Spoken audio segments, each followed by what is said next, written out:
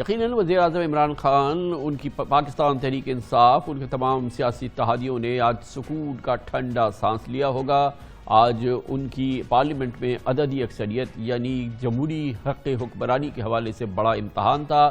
اس کے لیے پارلیمنٹ کا مشترکہ اجلاس آج تھا، جہاں پر بڑی کلیدی قانون سازی ہونی تھی، اور یہ اس بات کا بڑا شدت سے انتظار تھا کہ کیا واقعی حکومت اپنی اکثریت ثابت کر پاتی ہے یا نہیں، مگر ایسا ہی ہوا اور حکومت کو مطلوبہ اکثریت حاصل ہو گئی۔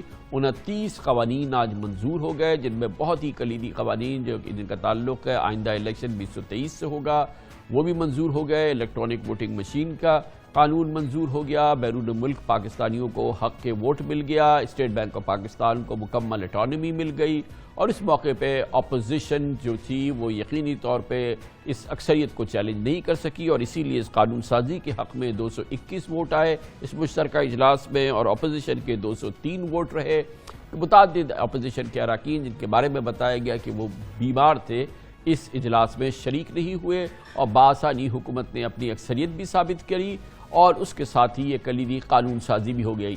گویا کہ آج حکومت کے لیے، وزیراعظم عمران خان کے لیے اس بہت ہی مشکل دور میں جس سے کہ ان کی حکومت گزر رہی ہے، یہ اطمینان کا موقع تھا، اور اپوزیشن کے لیے بظاہر یہ ایک سبکی کا ماحول تھا، کیونکہ حکومت کے سامنے وہ اپنی اس کی اکثریت کو چیلنج نہیں کر سکی اور اس کو ڈیفیٹ نہیں دے سکی۔ Thank you, Mr. Speaker. I rise to move that in the election Second Amendment Bill 2021 in the clause 3. Now I put the motion to the House. It has been moved that the bill further to amend the Election Act. All those in favor of the motion may say aye. All those that say no. اپنی سیٹوں پہ کھڑے ہو جائیں جو اس کے حق میں ہیں۔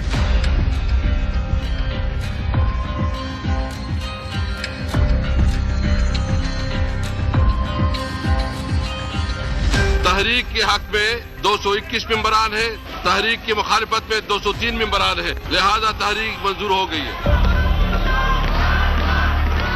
ہم آپ سے الیکٹورل ووٹنگ مشینز نہیں مانگتے ہیں۔ میں گنتی کو چیلنج کر رہا ہوں، گنتی غلط ہوئی ہے۔ جو گنتی ہوئی بالکل ٹھیک ہوئی ہے۔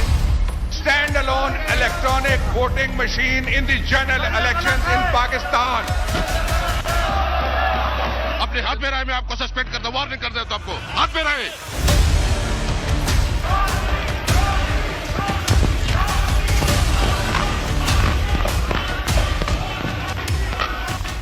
پارلیمنٹ کے اس مشترکہ اجلاس میں leader of the opposition Shehbaz Sharif نے ای وی ایم کو یعنی الیکٹرانک ووٹنگ مشین کو ایول اینڈ وشس مشین قرار دیا، جبکہ پیپلز پارٹی کے چیئرمین بلاول بھٹو زرداری نے اسپیکر کو یاد دلایا کہ اسمبلی میں قانون لانے سے پہلے حکومت نے مشاورت کا کہا تھا جو جھوٹ نکلا۔ مشترکہ اجلاس سے واک آؤٹ کے بعد شہباز شریف اور بلاول بھٹو نے میڈیا سے بات کی، اور انہوں نے کہا کہ اب ان بلز کو عدالت میں چیلنج کیا جائے گا۔ اسپیکر نیشنل اسمبلی نے جوائنٹ سیشن کو ٹریڈیشن، روایات، قانون، قاعدے کو پاؤں تلے روندا۔ رول 10 جو ہے جوائنٹ سیشن کے لیے میجورٹی چاہیے ہوتی ہے 222 کی، ان کے پاس 212 بھی نہیں تھے، اور ووٹ کاؤنٹ کو ڈسٹارٹ کیا گیا، اور ہم نے آئین اور قانون کے حوالے بھی دیے، لیکن اسپیکر نے ایک بات ہماری نہیں مانی۔ ایک جوائنٹ ایکشن پلان ہوگا جس میں قانونی اور سیاسی جو بھی ہمارے پاس جو اختیارات ہیں اس کا استعمال کریں گے۔ جوائنٹ سیشن کا رولز یہ کہتے ہیں کہ جوائنٹ سیشن سے بل کو منظور کرنے کے لیے حکومت کے پاس دونوں ہاؤسز کا جو اجتماعی طاقت ہے، اجتماعی اسٹرینتھ ہے، اس کا آدھا ووٹس ان کے پاس ہونا چاہیے۔ حکومت کے پاس 222 ووٹس منیمم ضروری ہے۔ 222 ووٹس کراس نہیں کرتے تو وہ قانون بنانا چاہ رہے ہیں وہ قانون نہیں بنتے۔ ہم اس کو عدالت میں چیلنج کریں گے، ہم اس کو سپریم کورٹ میں چیلنج کریں گے۔ پاکستانی معیشت کے حوالے سے بھی آج کا یہ اجلاس بہت اہم تھا، اور کیونکہ آئی ایم ایف پروگرام اب ہونا ہے، پاکستان اس وقت آئی ایم ایف کے ساتھ مذاکرات تقریباً مکمل ہو چکے ہیں، اور اس کی بڑی کلیدی ضرورت آئی ایم ایف کی شرط تھی کہ اسٹیٹ بینک آف پاکستان کو مکمل خود مختاری دی جائے، اور آج اس مشترکہ اجلاس میں یہ بہت کلیدی ضرورت پوری ہو گئی، اور اسٹیٹ بینک آف پاکستان کی خود مختاری کا بل بھی منظور کر لیا گیا۔ گویا آئی ایم ایف پروگرام کی منظوری کی آخری رکاوٹ بھی دور ہو گئی ہے۔ آج کے اس اہم پارلیمنٹ کے مشترکہ اجلاس اور اس کے پس منظر اور پیش منظر پہ بات کرنے کے لیے ہم نے دعوت دی ہے پاکستان کے ممتاز سینئر قانون دان جناب بیرسٹر سلمان اکرم راجہ ہمارے ساتھ موجود ہیں. بہت بہت شکریہ بیرسٹر صاحب. یہ فرمائیے گا, بظاہر تو یہی لگ رہا ہے کہ ڈیموکریسی ہے, ڈیموکریسی میں قوانین کی منظوری کا یہ راستہ بھی ہے ہماری پارلیمنٹ میں کہ مشترکہ اجلاس کے اندر قوانین منظور کیے جائیں. جو نمبرز آپ دیکھ رہے ہیں, جو نمبرز سامنے آئے ہیں, بظاہر اس میں کوئی ابہام تو نہیں ہے. مطلب اس بنیاد پہ یہ معاملہ سپریم کورٹ آف پاکستان میں چیلنج تو نہیں ہو سکتا. میں اس وقت صرف نمبرز کی بات کر رہا ہوں. نہیں, نمبرز کی بنیاد پہ نہیں ہو سکتا. دیکھیں, جو بلاول صاحب نے بات کی وہ غالباً انہوں نے جوائنٹ سیٹنگ رولز 1973 کے حوالے سے بات کی. وہاں یقیناً یہ لکھا ہے کہ جو مجموعی ممبرشپ ہے اس کا کم از کم آدھا ہونا چاہیے, اکثریت ہونی چاہیے جوائنٹ سیشن میں قانون سازی کے لیے. لیکن 18ویں ترمیم نے اس بات کو یکسر تبدیل کر دیا اور یہ کہا کہ of those present and voting, یعنی کہ اس دن جتنے ممبران ایوان میں موجود ہیں ان کی سادہ اکثریت سے قانون سازی جوائنٹ سیشن میں ہو سکتی ہے. لہٰذا آج جو ممبران موجود تھے 221 کا نمبر غالباً ان کی تعداد کے 50% سے زیادہ ہے.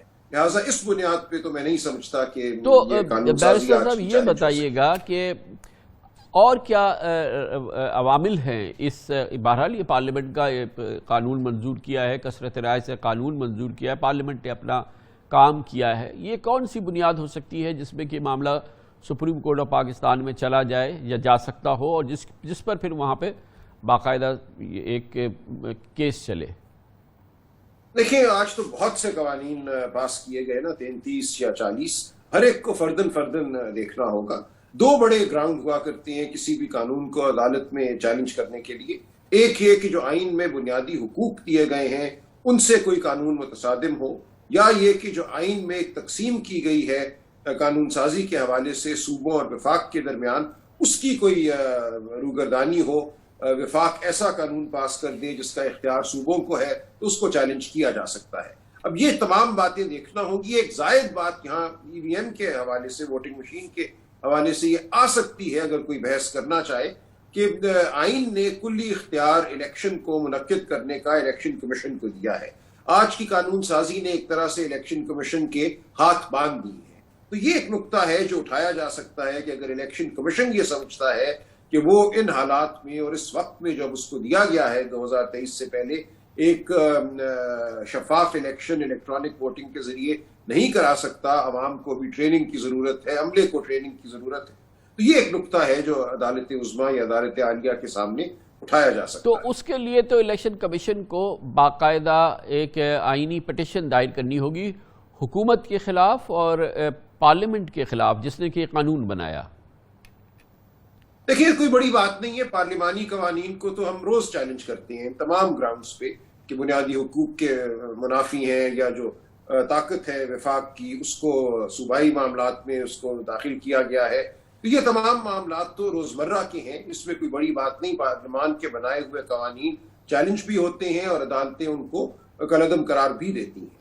یہ فرمائیے گا کہ کیا کوئی گنجائش ہے کہ مثال کے طور پہ الیکشن کمیشن آف پاکستان جائے, آئینی درخواست دائر کرے اور کہے کہ ہمارے پاس ٹائم نہیں ہے اتنا, قانون بہرحال بن گیا ہے لیکن ہمیں مشینز اتنی چاہیے, ہمیں تربیت چاہیے, ہمیں ساری چیز چاہیے.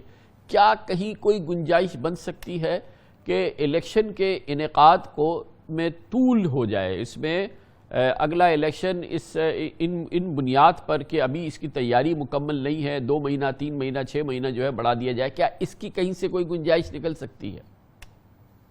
نہیں, میرا نہیں خیال. یہ تو بہت ہی بڑا ایک آئینی میں سمجھتا ہوں بحران ہوگا اور آئینی جو ایک نظام ہے اس کو تلپٹ کرنے والی بات ہوگی. یہ زیادہ ممکن ہے کہ یہ کہا جائے کہ اس کو سسپینڈ کیا جائے اس قانون کو, تاکہ اگلا الیکشن شفاف طریقے سے ہو جائے. اس کے بعد اطمینان کے ساتھ جب ووٹر ٹریننگ, عملے کی ٹریننگ, مشینوں کی ساخت کے حوالے سے اطمینان ہو جائے, کیونکہ تمام باتوں کا تعلق بنیادی حقوق سے ہے.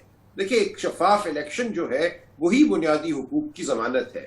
اگر آئینی عمل, الیکشن کے عمل میں شفافیت نہیں اور الیکشن کمیشن اس کا اظہار کرتا ہے تو یہ ایک آئینی نقطہ بن سکتا ہے جو عدالت عالیہ یا عظمیٰ کے سامنے پیش کیا جا سکتا ہے. یہ میں نہیں سمجھتا کہ اس کی وجہ سے الیکشن کو مؤخر کیا جا سکتا. اچھا, اس کو چیلنج کرنے کا فورم سپریم کورٹ ہی ہے یا یہ کہ یہ عدالت عالیہ میں بھی ہو سکتا ہے؟ جی, ہائی کورٹ سپریم کورٹ دونوں کو اختیار ہوا کرتا ہے. ہائی کورٹ اگر کرے گا تو اپیل سپریم کورٹ میں جائے گی. بڑی نوازش. بہت بہت شکریہ. جناب بیرسٹر سلمان اکرم راجہ ہمارے ساتھ موجود ہے.